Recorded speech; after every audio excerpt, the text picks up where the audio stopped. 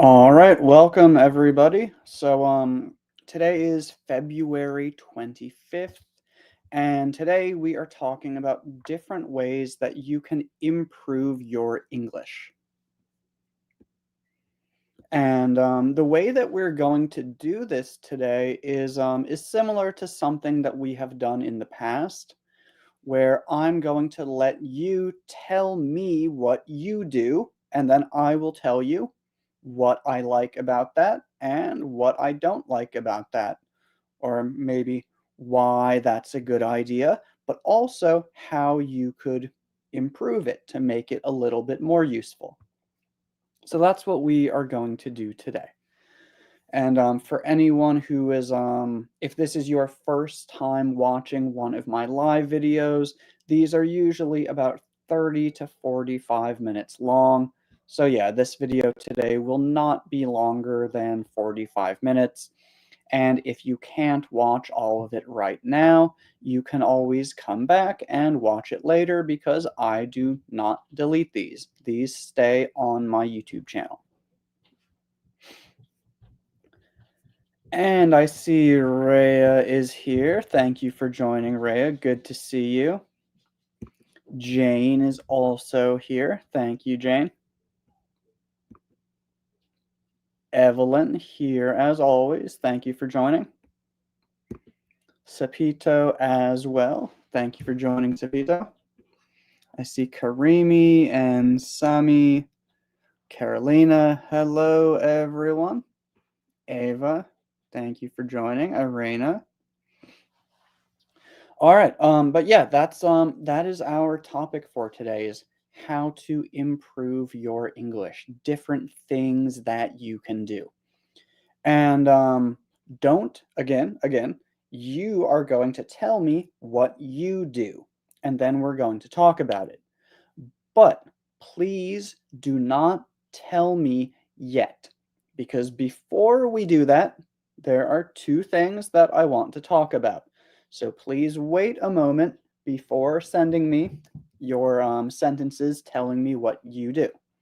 Because first, we are talking about two things. And Renata Olonia, thank you for joining. One of my members on YouTube who helps to support my channel. Thank you very much, Renata. Thank you for joining. And as always, thank you for being a member. But now we're going to start by actually talking about two things that I posted on Facebook earlier this week. The first one was this. This is a new thing where I can share images.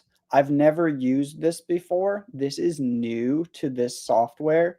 So first thing, can you just comment and let me know, yes, I can see the screenshot. Yes, I can see the screenshot. Or no, I cannot use the screenshot, because I want to make sure that you can see this because I have never used this before. So I'll wait 1 moment.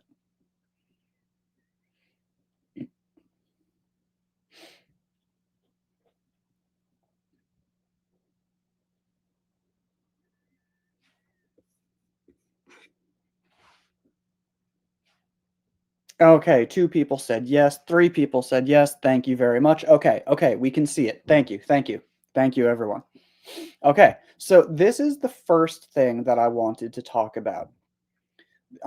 I said this on Facebook. The easiest way to make fewer mistakes in the future is to make more mistakes now. And this is something that I believe 100%, because it's just common sense. And it's not just about English. This is true about everything in the world. The way that you make fewer mistakes in the future is by making more mistakes now. And I think that about 90% of the people who saw this and commented understood what I was saying, but there was about 10% of people who didn't really understand what I was saying. So I want to clarify this really quickly. Um, when talking about language learning, we often use teachers often use the word mistake, but we are not actually talking about mistakes. Let me explain, and let me take this off the screen for 1 minute. So, when language teachers talk about mistakes, they aren't usually talking about mistakes. What they are talking about are errors. So, errors and mistakes, especially when talking about language learning, are two very different things. Some of you have probably already seen it. I have a video about the difference between errors and mistakes, but I'm still going to explain it very quickly right now because many of you probably have not seen that video. So, what is a mistake? A mistake is when you know how to do something. You know what is correct. You have the correct information, but for some reason, you don't do the right thing. Maybe you were tired. Maybe you were really busy. Maybe you were distracted. Um, but usually it's just because you haven't practiced enough. You know the correct thing to say, but you say the wrong thing because you haven't practiced using the correct thing enough. Um, so that's basically a mistake. If you know that my name is Mike, but you accidentally call me Mark, that is a mistake. So, what is an error? An error is when you make a mistake because you don't have the correct information. You don't yet know the right way to do something.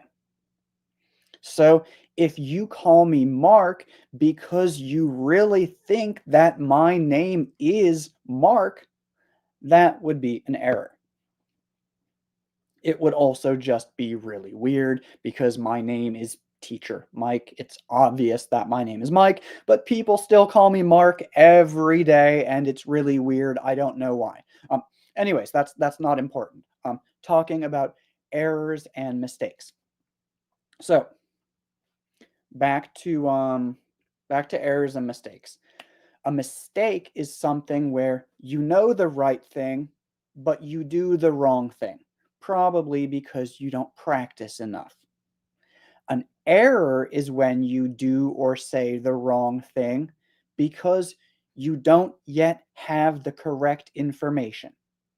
So if you say, I go shopping, instead of I'm going to go shopping, because you don't yet know how to use the future tense in English, that is an error.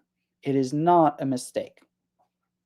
So actually, when we talk about this, the easiest way to make fewer mistakes in the future is to make more mistakes now. In this, I'm not actually talking about mistakes. I'm talking about errors. The reason that I use the word mistake and the reason that other language teachers use the word mistake is that most language learners don't actually know the difference between an error and a mistake. So usually we just say mistake. Um, so right here, it should say the easiest way to make fewer errors in the future is to make more errors now. But now let's talk about what this really means. And I don't want to talk about this for too long because this isn't really the main topic of today's lesson, but we are going to talk about it for another moment. Um, so here is what I mean. When you want to say something and you feel like, I don't know if this is the correct way to say it, then say it. That's good. That's good. Say it, and maybe the other people will say, hey, that's wrong. Or maybe the other people will say, huh, I don't understand. And when that happens, now you know that it's not the correct thing to say. And now you can try to learn the correct way to say it. So that's what I mean, is that you want to say things that you are not sure about, because that way you can find out if they really are wrong. And when you find out that they are wrong, then you can fix them. You can learn new things. You can practice, and then in the future, you will not say that thing again. In the future, you will say it the correct way. Um, and some of you might be wondering, like, okay, I make a mistake. I know it's wrong. How do I find the correct way to say it? There's millions of ways to do that. However, the easiest thing that you can do nowadays is just use ChatGPT. Um, Tell ChatGPT, hey, I said this. I don't think it's correct. What's the correct way to say it? And ChatGPT will understand what you are trying to say, and it will tell you the correct way to say it. Um, Again, that's not the only way to do it, but I just want you to understand that's a really easy way to do it that is now available to all of us. So yeah, when I said this, what I really meant was you want to make errors. You want to find the things that you don't know about, and you want to make those mistakes because then you can learn and improve. You do not want to make real mistakes again and again. Making real mistakes again and again is bad. Um, Meaning, like, if you know that it should be, let me think of an example. For example, if you want to say, um, let's say this is seltzer water. Seltzer water. Um, it's water with bubbles in English. At least where I live, we call it seltzer water. It is not soda. Soda is like Coca-Cola, Pepsi, Fanta. So if you know that it's called seltzer water, but you call it soda, that's a mistake. And you want to stop doing that. You don't want to do that every day. That's bad because that means that you are not practicing. You are not trying to memorize things. So when you learn the correct way to say something, then no, you don't want to keep making mistakes. Then you want to always say it the correct way. That's what I wanted to say about that. Hopefully that's clear. The second thing that I wanted to talk about is this.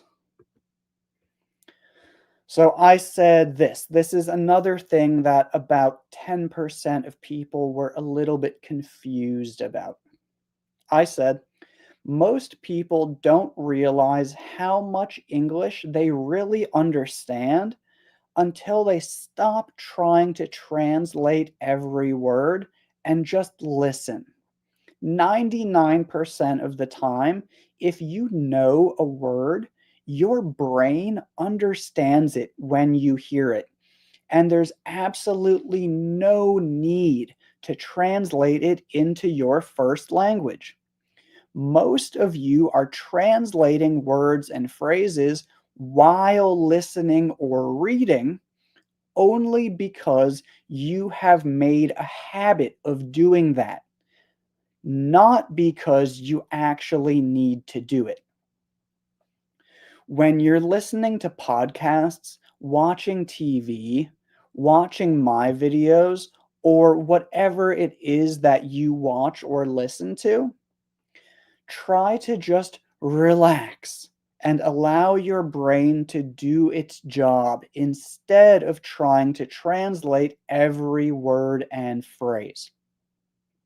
So, the message here is when you're listening, don't translate.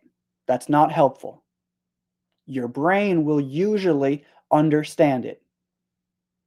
People translate everything in their heads. Oh, that word means this. This word means this. Oh, okay, that means this. Not because it's useful, but just because they have a bad habit of doing that. Um, so that is what I was saying in that post. However, at least about 20 people said things like this. But what if I see or hear a new word?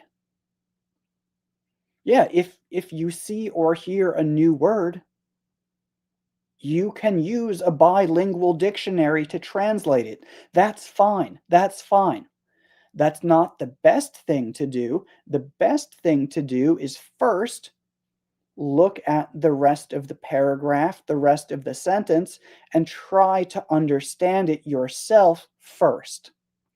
And if that doesn't work, then use an English only dictionary, look up the word, and try to understand the definition. Doing this is almost always better than using a bilingual dictionary to translate.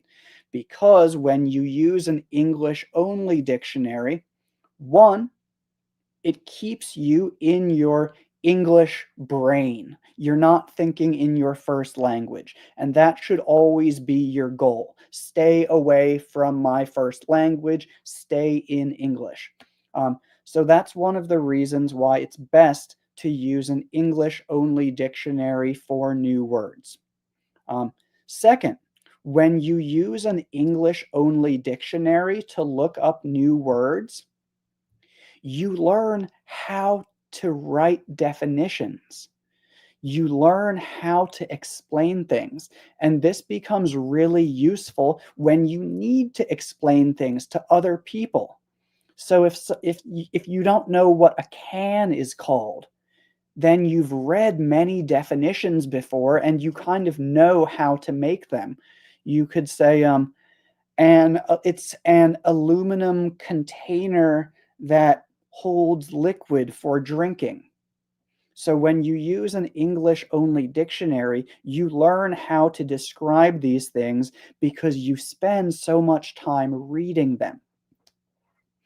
Um, what am I even talking about? Okay, I'm talking about translating. So that's the first thing. When you see a new word and you don't understand it, yes, you can use a bilingual dictionary and translate it if you want to. It's easy, it's fast, there's nothing wrong with that. That's not a problem. That's not what I'm talking about. However, it is better to first try to understand an English definition using an English only dictionary. So, if that's not what I was talking about, what was I talking about? Well, let's just look one more time. Um, Look down to the second paragraph. It's not really a paragraph, it's just one sentence. 99% of the time, if you know a word, your brain understands it when you hear it. So I'm clearly talking about words that you already know. I'm not talking about learning new words. You can translate new words if you want to, it will help you understand them. I'm talking about when you're reading or you're listening and you're speaking and you hear a word that you know. Um, for example, the Spanish word for cat is, I think, gato. So if I hear someone say gato, and then in my brain I say, okay, gato means cat, cat. That's what I'm talking about. You shouldn't do that. Instead, you should just relax and listen because your brain already understands what gato is. There's no reason to translate it from one language to the other. That does not help you. That slows you down. That makes listening more difficult. That makes speaking more difficult. So that's what I was trying to say in that post. Don't translate words and sentences that you already know. That does not help you with anything. If you find a new word that you don't know, then yeah, you can translate it. That's fine. Again, that's not what I was talking about. Yeah, so now that we've talked about those two things that I wanted to talk about, now we can talk about other things that you can do to improve your English. So I would like you all to send me some comments. Let me know, what do you do every day? What activities do you do to improve your English? And I will read some of them and let you know what I think about them. Also, the stuff that I just spent 15 minutes explaining, you can also leave some comments down below and say, that was clear, I understand what you mean. Or you can say, that was crazy, I don't understand anything, maybe you need to explain it better. Up to you. Please feel free to leave a comment. Let me know whether you understood it or did not understand it.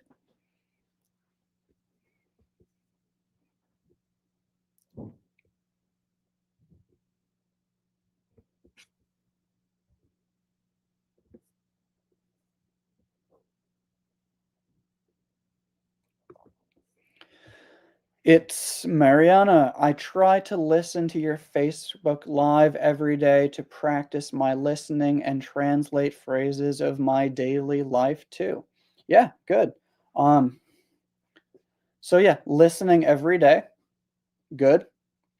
Um, translating phrases of your daily life, also good. Yeah, these are good things to do. Um, Translating is not always good, but again, when you're learning new things, translating is often okay. Um, and so for this, I'm not 100% sure what you mean, what you really do, but I will tell you what I like to do or what I like to recommend. So phrases from your daily life. Anytime that you say something in your first language, ask yourself, do I know how to say this in English? And then, if you don't know how to say it, look it up. And again, you can just ask ChatGPT. Hey, ChatGPT, I just said da da da da da in my first language. How do you say that in English? And if you do that all day, every day, you're going to learn lots of really useful words and phrases that you will actually be able to use in your daily life instead of just learning like horse, rabbit, blue, green, bank, school. Um, Instead of that, you will learn things that are actually useful. Yeah, good. Thank you.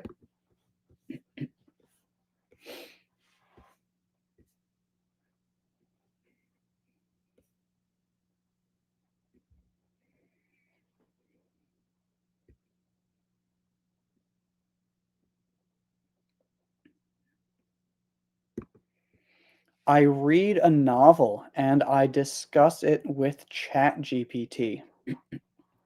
This is interesting. I like this idea. This is kind of like having a book club, but using AI instead. Um, yeah, so reading is good.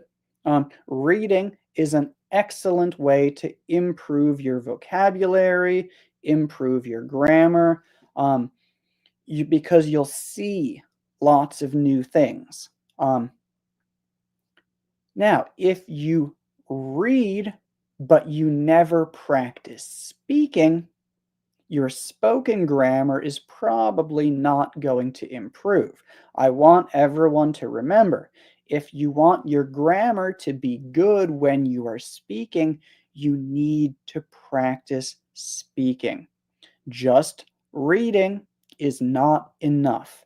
Just watching videos is not enough. To improve your speaking, you need to actually practice speaking.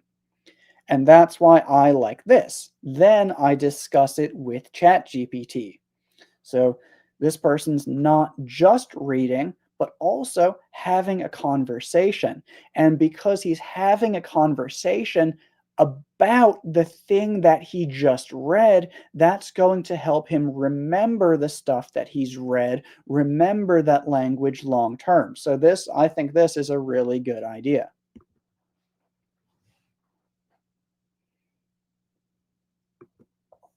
Similar, Lolly Ruiz, thank you.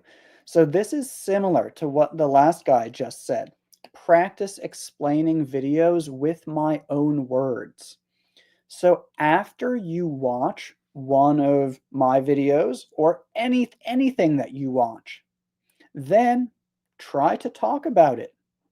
So after this live lesson, you might say, that was hopefully you'll say this, that was a pretty interesting live video with Teacher Mike. He talked about some things that he posted on Facebook. Then he read some of our comments and told us what he thinks about our ideas. So just basic things like this. After you watch a video, talk about it. Because again, you need to practice speaking. Just reading, just listening is not enough. It is to improve your listening and to improve your reading, but to improve your speaking also, you need to speak. But yeah, thank you. Good.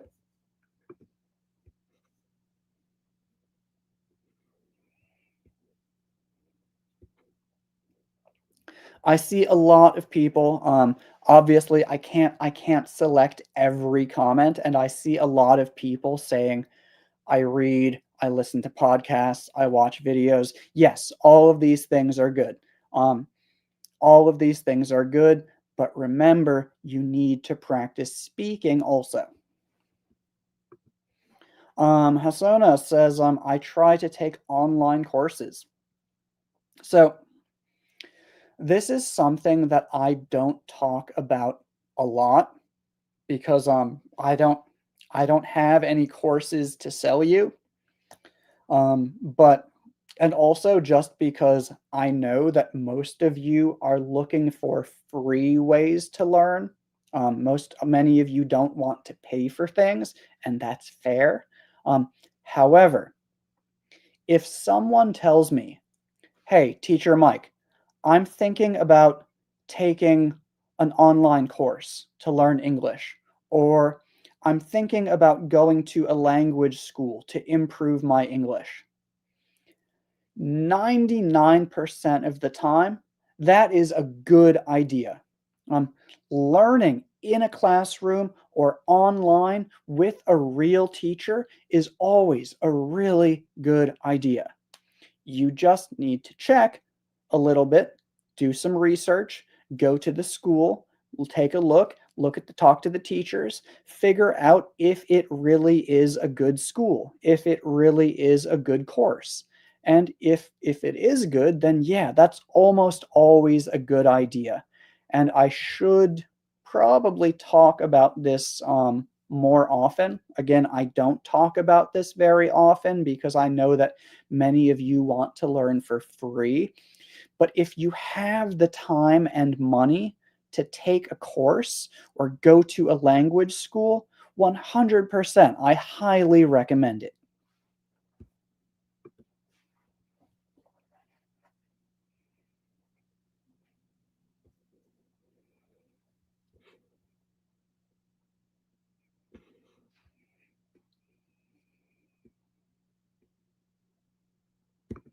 We're going to go back to mistakes for a moment because this is important. How can I not make so many mistakes when I'm talking in English? So, every time that you make a mistake, try to find the correct way to say it. Again, if you make a mistake and everyone says, "Hey, that's wrong. You made a mistake."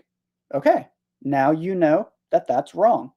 And now you should remember, I made this mistake.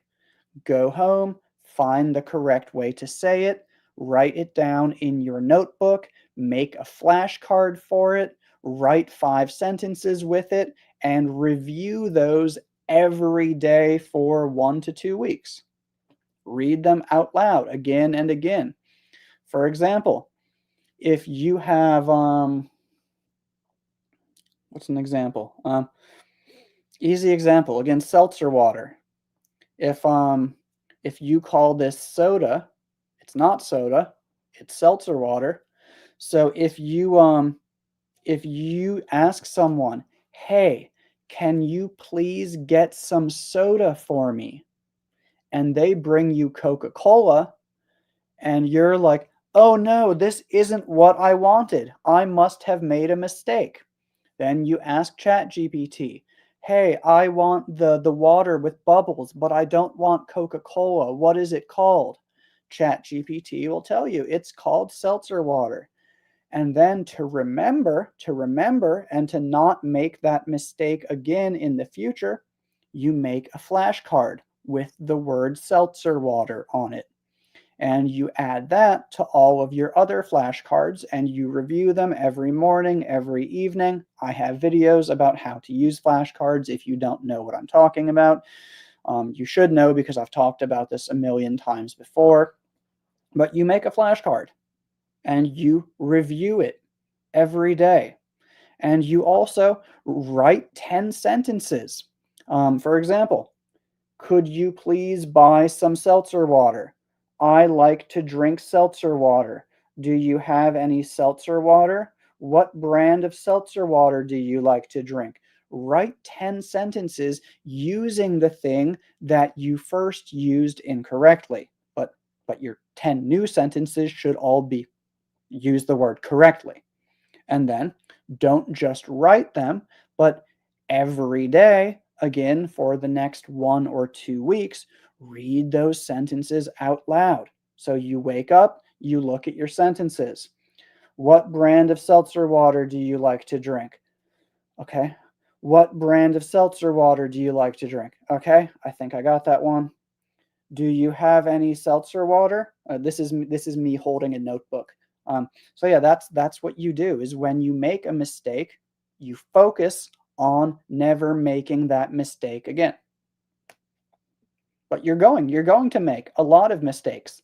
And again, it's fine to make a lot of mistakes because every time you make a mistake, you do what I just explained, and therefore you will make fewer mistakes in the future.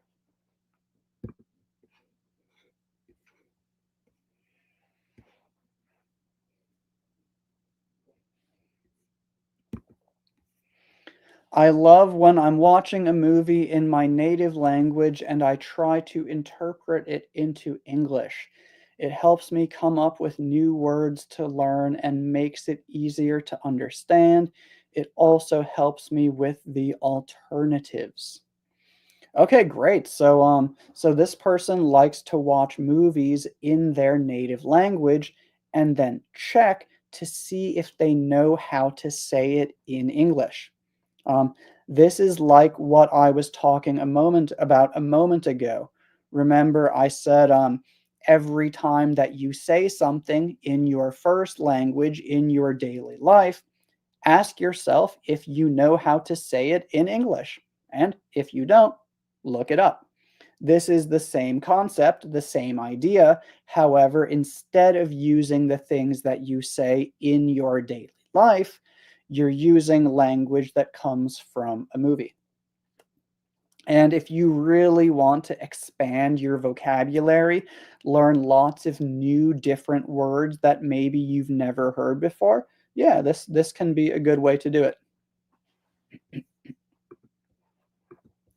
ChatGPT is not always the best way of learning any language. Yeah, yeah, and I'm not saying that it is.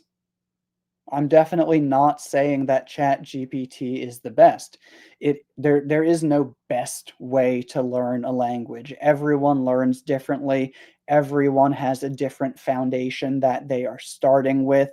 Everyone has different experiences, different knowledge, lots of different things.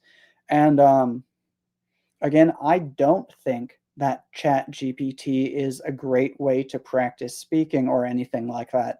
I just think that it's a really useful way for you to very quickly find the correct way to say things and translate things and understand things. But it's not a substitute for real practice.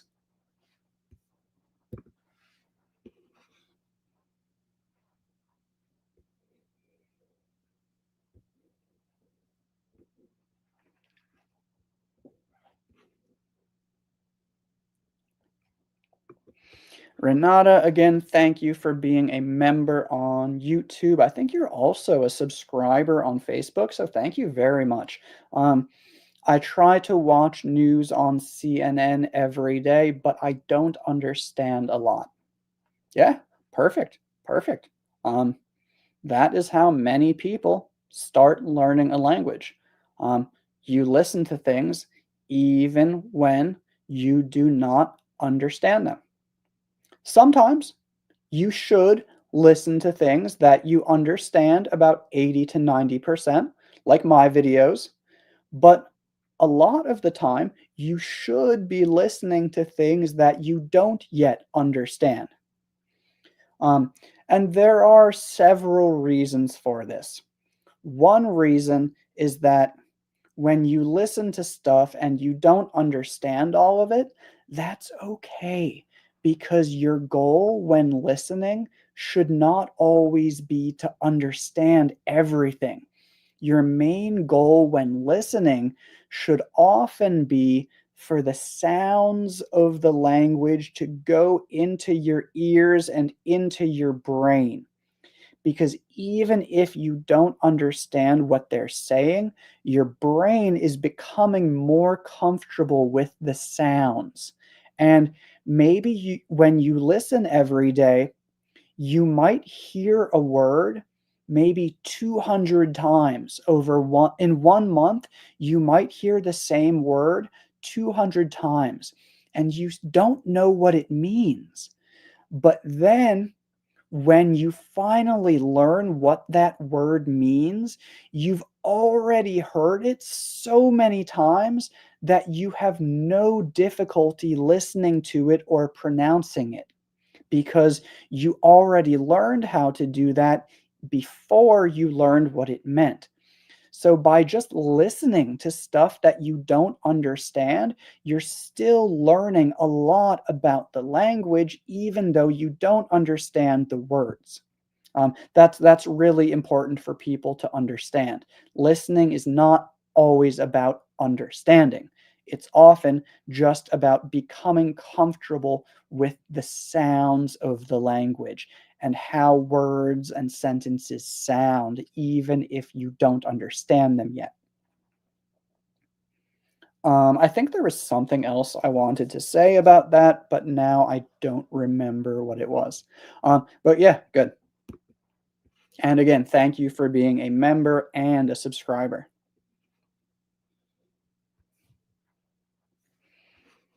And I told you all this would not be longer than 45 minutes, so we're going to do about 5 more minutes, which means I'll probably choose about 2 more comments.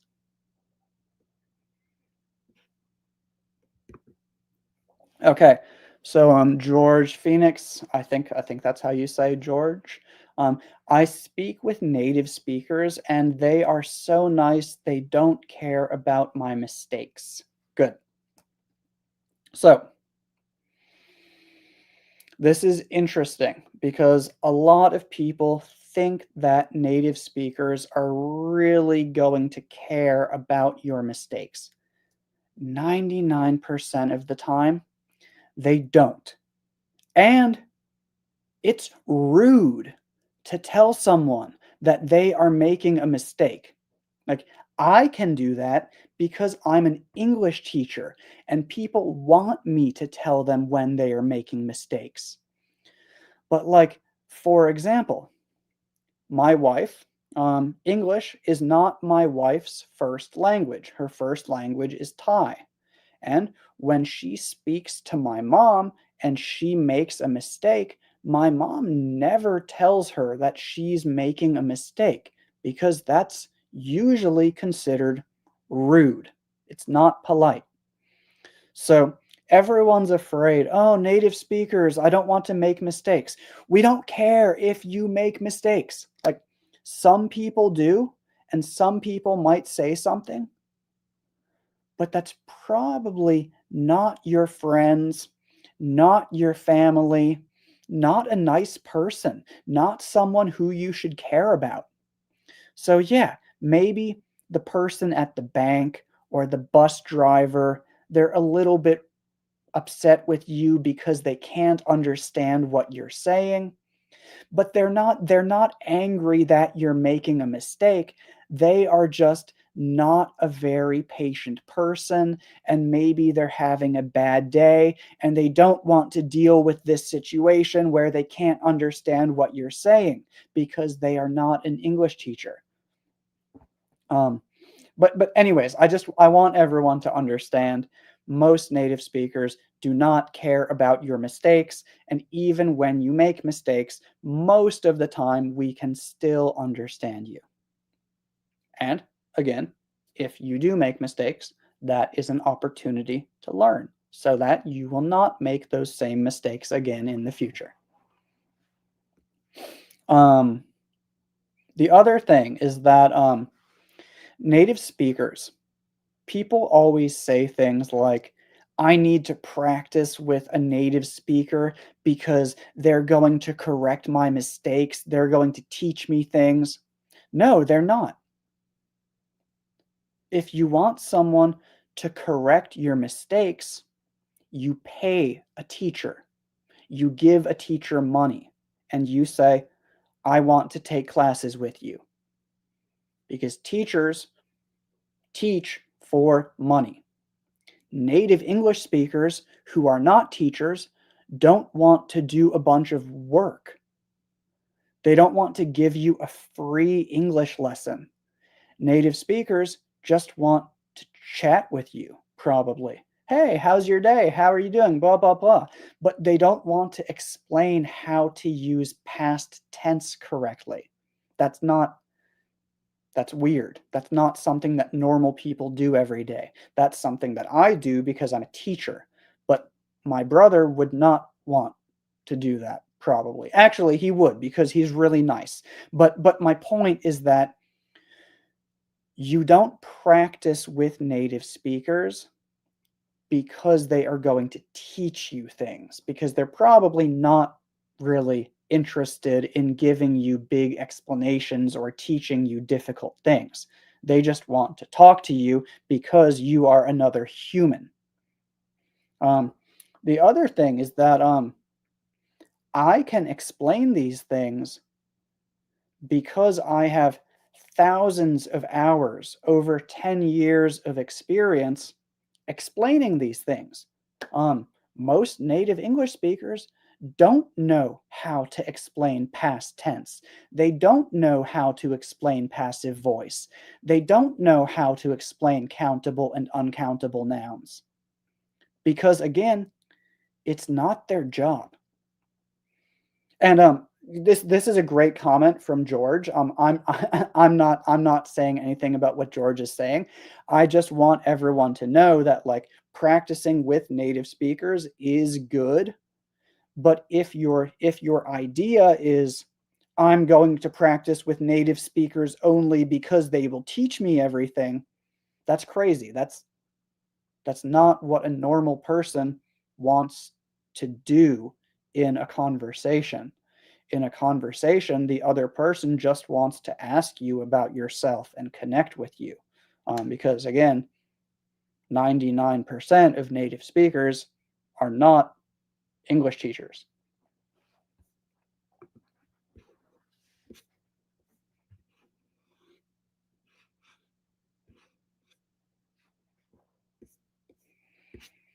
You guys, I know we've got a lot of other comments. I'm going to choose just one more.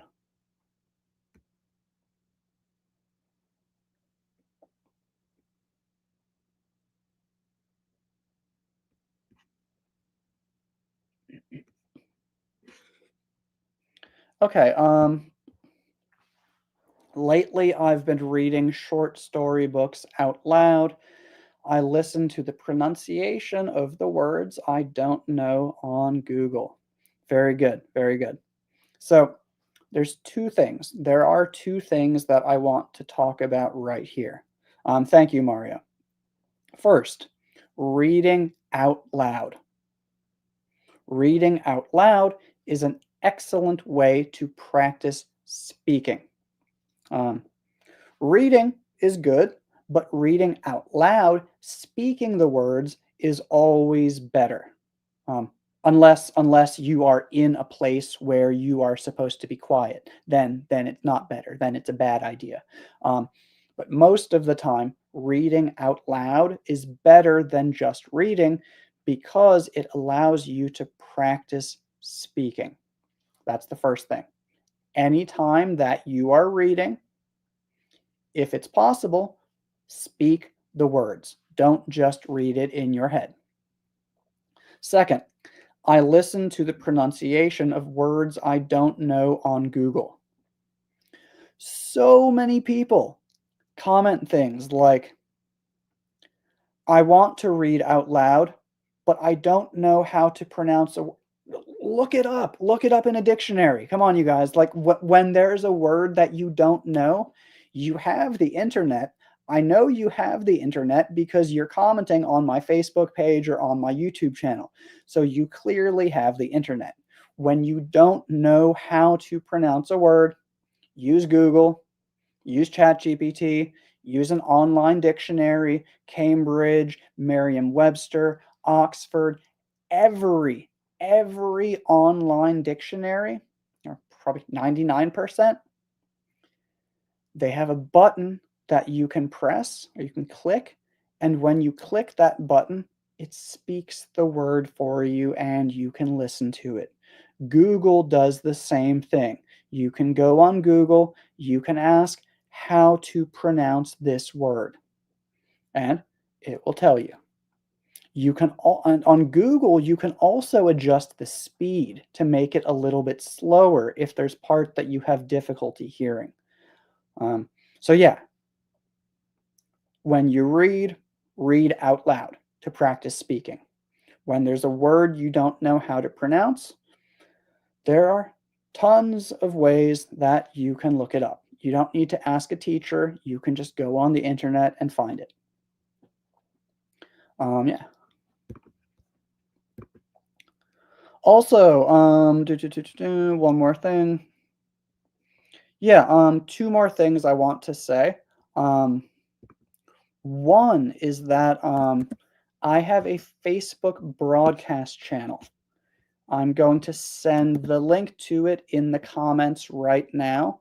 So if anybody doesn't know, Facebook broadcast channel is like a messenger group. However, only the page can send a message. So basically, I can send a message to you. You can't message me. If you need to contact me, you can send me an email. But But with the Facebook broadcast channel, this is a really easy way to make sure that you see all of my updates and you see all of my videos. So sometimes I need to cancel my live video 1 week.